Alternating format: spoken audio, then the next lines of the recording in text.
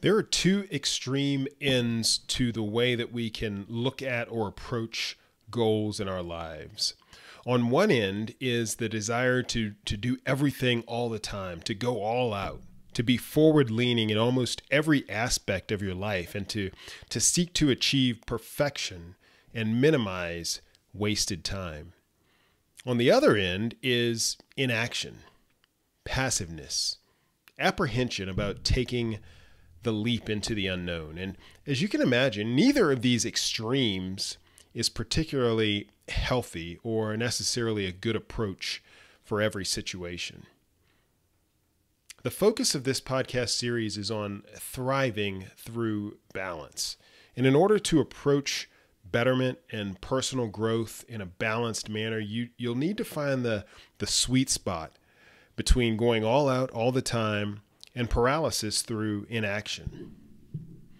The key is in finding the right time, in practicing tactical patience when needed, without avoiding change because of fear or procrastination. You may be ready now, but is it the right time? Is it the right time in your life and given your situation and your surroundings?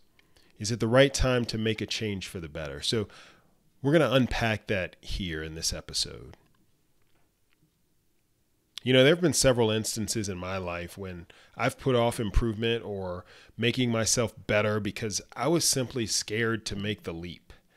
We talked about this a little bit in episode number 123, but you know, there have also been a number of times when I started something prematurely, or at least without taking into account the myriad of other things that I had going on in my life.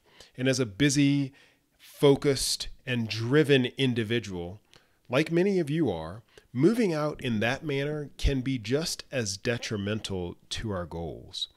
So the two questions that I want you to think about through this episode are, number one, are you ready? Are you physically and mentally and emotionally in a place of readiness to move forward and implement change or improve? And number two, is now a good time for change, growth, or improvement? So let's start with that first question. Are you ready? Are you ready to change something in your lifestyle? Are you ready to commit to a different set of priorities? Are you ready to do what needs to be done to achieve the results you seek? Are you ready to grow? And these are all questions that you really need to consider before investing time and resources into your next steps. And perhaps one of the most important things to point out is that it's okay to not be ready right now. Each of us are at different stages of readiness in our lives. And we're also at different stages in different areas of our lives. But the good thing is that whether you're ready or not, you can absolutely get ready. You can further yourself along that path of readiness. You can move forward. So let me provide a construct that may help with that. Through my personal trainer and health coaching education and training, I was exposed to a model that helps us determine whether an individual, or where an individual is, I should say, with respect to readiness for change. And this model is called the trans-theoretical model of behavior change. It's a fancy way of saying that there are levels that define a person's readiness for change in any particular endeavor. The model is used in different types of coaching programs and psychological constructs, and it consists of 5 stages of change or growth. An individual can only be in one of these 5 stages at a time. Okay, so the 5 stages are, number 1, pre-contemplation, number 2, contemplation, number 3, preparation, number 4, action, and number 5, the maintenance stage. So let me step through these here very briefly. Pre-contemplators, that first stage, they aren't open to changing much at all.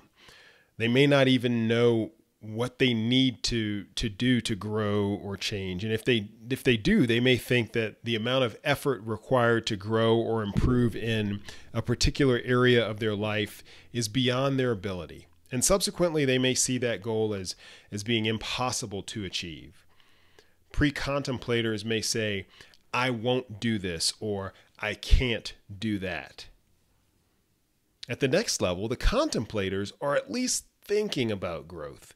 They may be weighing the pros and the cons as they try to determine how to get better at a particular thing. So that the contemplators we refer to as the I might crowd, because they're at least entertaining the option. And then our level 3 folks are those in the preparation stage. So these individuals are preparing for growth by seeking out opportunities to do so. And they combine intent with behavior and actions. They're moving out. So those in the preparation stage may say, I will do this.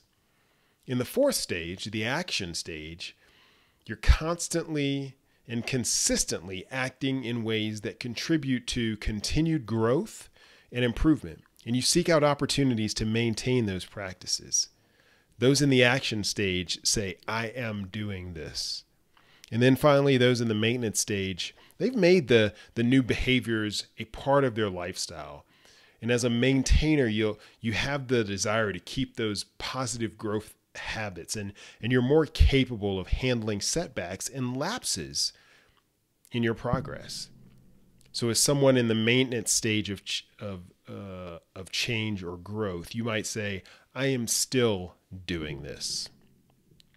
Now, with this model, there are a couple of general rules to be aware of as you look to improve or you look to grow. And the first is that you don't try to jump multiple stages. After you determine which growth stage you're in, the goal is simply to move to the next stage, nothing more. We work to move from pre-contemplator to contemplator and so on. And next, it's entirely possible to move up or down that ladder in different periods of your life and under different circumstances. My readiness for change in my diet is lower when I'm in the middle of a very busy time or a lot of travel than compared to when I'm in an established routine. I am absolutely more ready when I have a defined, definitive, and established routine. But when there's a lot of uncertainty, my readiness level drops. And then finally, it's common to be at different stages of change or growth, depending on the area of our lives that we're talking about. I've seen and worked with many who are absolutely ready to improve their fitness, for example, but they're in the pre-contemplation stage when it comes to their nutrition. Some may be ready to be better parents, but aren't quite ready to take the next steps to improve their marriage, for example. So it's important to identify your stage within each of your desired areas for growth. And these areas could include fitness, nutrition, stress management, parenting, marriage, your faith or your spiritual life, you name it. So think about those 5 stages or levels of readiness for change. Again, they're pre-contemplation, contemplation, preparation, action, and maintenance. Okay? Think about the goal you're considering and ask yourself, what is my level of readiness? If you're not quite where you want or need to be, then you can take the necessary steps to move simply to the next level. But the exercise should help you answer our first question. Are you ready? Consider those 5 stages of change. Now, for question number 2, is now a good time for change or growth or improvement? This is the one that we oftentimes just overlook. We don't think about this one a whole lot. You have to ask, hey, what's going on in your life? What's happening around you? Is this a particularly stressful period, for example? The number and the level of stressors are some of the greatest predictors of success or failure in our efforts. External factors absolutely get a vote in how successful you will be with your goals. It's not just about you. The most important component is you, your mentality, your outlook, and the action you take. But all of that is affected by how tough your road is going to be. And that means what's going on around you. So, is now a good time? Are these circumstances going to allow you to go improve, or will they keep you from improving? It doesn't have to be necessarily the best time for change, and your circumstances don't necessarily need to be optimal, but it can't be the wrong time either. You don't have to wait for perfection, but you do need to have some things in your favor and some things working for you, not against you. Okay. Now, I get it. Okay. We've all heard the phrase better now than never, or it's now or never. Don't put off until tomorrow what you can do today. Just get it done. But I'm here to tell you, change is hard to achieve, even when everything is going your way. And where many of us stumble is in embarking upon a personal growth or change journey, either before we're ready or at the wrong time, given everything else that's going on around us. Think about it from a sports analogy standpoint. Let's say you're a world-class sprinter, or any other type of athlete, really, for that matter. Your goal, though, is to match your peak performance or your readiness with race day or game day. I mean, you don't want your team to peak during the run to the championship, not necessarily early in the season. And it doesn't do you much good to be perfectly ready after an event, right? Nor is it optimal to peak well prior to your race. I mean, readiness has to be timed with what's going on around you. So these are the two pieces of performance, both readiness and good timing. And notice I didn't say optimal timing. Again, we don't want to wait for perfect conditions either. So even if you're ready to change or to grow in some area of your life, you should look at what's going on in your world and determine whether you need to either wait a bit or change your approach based on better timing. Again, not advocating for procrastination, but don't necessarily wait for the stars to align. Consider, though, waiting until there's better alignment if you need to. Okay? But you have to ask yourself, how are these external factors in your life affecting your ability to live healthier? Sometimes we do ourselves a disservice by not even considering that question. Sometimes we may not even realize the amount of stress that we're under or the multiple things that we're already trying to juggle.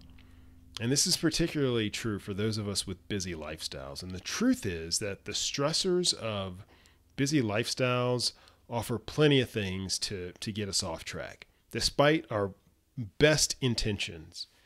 I live that every day with a demanding career. I've had aging parents with health issues. I'm running this passion-based business in what little, quote, spare time that I have. I have family obligations, right? And the blessing of 2 young daughters that demand my attention. Believe me when I tell you that stressors exist, and stress affects all of us. So the key, as we think about our environment or our surroundings and the things that we can and we can't control within that, is to ask what stressors are in my life right now. Which of these can I control? Which can I eliminate? Which can I reduce? And what must I accept? Because they all have an effect on how we live and how we feel.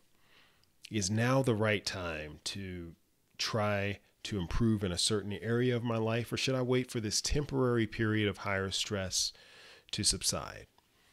I said this before, but it's worth repeating. External stressors are one of the greatest predictors of success or failure in our efforts. So take stock of the multiple things that you have going on, write them down, and consider how long the temporary stressors and obligations will last. Either make now less stressful by offloading some of the distractions or stressors if you can, or choose a time to start that increases your chance of success. As I've come to ask myself these questions on numerous occasions, I'll tell you that I've come to realize that in my life, my faith often better influences my decisions or helps me come to terms with the timing component of what's happening around me. I do strongly believe that, God's timing is intentional. Now it may not always align with what I think is perfect timing, but it is intentional nonetheless. I think I've mentioned before a song by a Christian artist, Torrin Wells, called Joy in the Morning. And in that song, there's a line that states, "It ain't even faith until your plan falls apart and you still choose to follow." I've leaned on this line more and more as I've recently questioned the timing of some significant changes in my life here recently. But when you look at things this way, when you think of every experience that you encounter or endure and understand that each and every one is an opportunity for growth, it changes your outlook. It certainly changes and affects my outlook. I've come to trust that sometimes, many times, growth occurs when I don't feel ready for it or when I'm not necessarily expecting it.